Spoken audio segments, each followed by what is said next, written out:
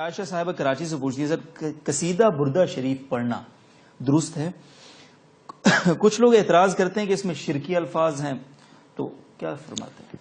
دیکھیں، جن الفاظ کے بارے میں یہ وہم ہوتا ہے نا کہ یہ شرکیہ ہیں، تو اس کے وہ ذو معنی الفاظ ہوتے ہیں، ان کا صحیح مطلب بھی ہو سکتا ہے، غلط مطلب بھی ہو سکتا ہے، تو غلط مطلب نہ لیں، آپ اس کا صحیح مطلب لیں۔ بعض اوقات اپنے ذوق و شوق کے اظہار کے لیے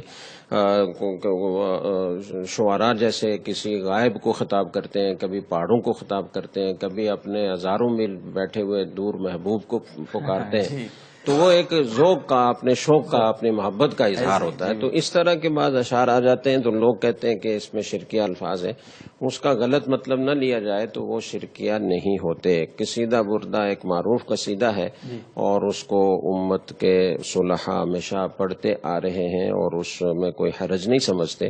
البتہ کسی جگہ اگر کچھ عوام ہوں، جاہل لوگ ہوں اور یہ اندیشہ ہو کہ وہ ان الفاظ سے غلط مطلب لیں گے اور شرک میں مبتلا ہوں گے تو وہاں بچنا چاہیے۔